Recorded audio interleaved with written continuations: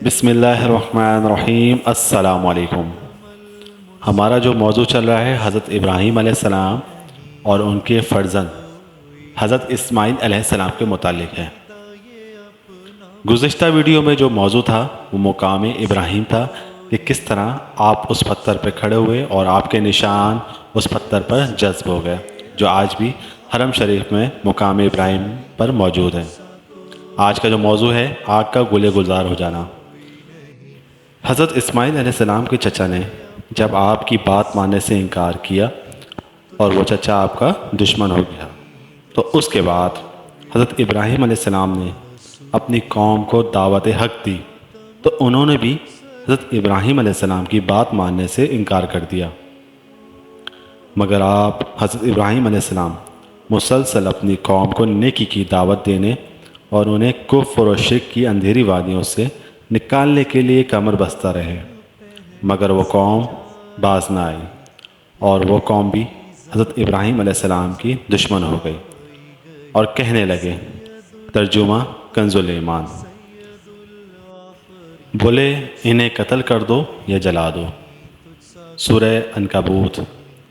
صدر الفاضل حضرت مفتی سید محمد نعیم الدین مراد آبادی رحمۃ اللہ فرماتے ہیں، نمرود اور اس کی قوم حضرت ابراہیم علیہ السلام کو جلا ڈالنے پر متفق ہو گئی، اور انہوں نے حضرت ابراہیم علیہ السلام کو ایک مکان میں قید کر دیا اور کریا کوئی میں سے ایک عمارت بنائی، اور 1 مہینے تک بکوشش تمام قسم قسم کی لکڑیاں جمع کیں اور ایک عظیم بڑی آگ جلائی، جس کی تپش سے ہوا میں پرواز کرنے والے پرندے جل جاتے تھے، اور ایک منجیک پتھر پھینکنے کی توپ کھڑی کی اور آپ علیہ السلام کو باندھ کر اس میں رکھ کر آگ میں پھینکا گیا۔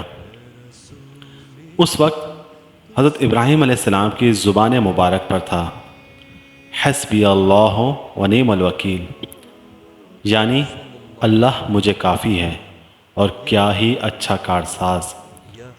حضرت جبریل امین علیہ السلام نے آپ علیہ السلام سے عرض کیا کہ کیا کچھ کام ہے؟ حضرت ابراہیم علیہ السلام نے فرمایا، تم سے نہیں۔ حضرت جبرائیل علیہ السلام نے عرض کیا، تو اپنے رب سے سوال کیجئے۔ حضرت ابراہیم علیہ السلام نے فرمایا، سوال کرنے سے اس کا میرے حال کو جاننا میرے لیے کفایت کرتا ہے۔ خزائن العرفان پارہ 18 سورۃ الانبیاء۔ تب اللہ پاک نے اس آگ کو حکم فرمایا، یا نار کونی بردا وسلاما علی ابراہیم۔ ترجمہ، اے آگ ہو جا ٹھنڈی اور سلامتی ابراہیم پر۔ تو آگ نے سوا آپ کی بندش رسیوں وغیرہ کے اور کچھ نہ جلایا، اور آگ کی گرمی زائل ہو گئی اور روشنی باقی رہی۔ یہ ہیں حضرت ابراہیم علیہ السلام، اللہ کے محبوب نبی۔ اللہ رب العزت سے دعا ہے کہ اللہ پاک ہمیں بھی توکل کرنے کی توفیق عطا فرمائے۔ آمین ثم آمین۔ ہمارے چینل کو لائک کریں، شیئر کریں، سبسکرائب کریں۔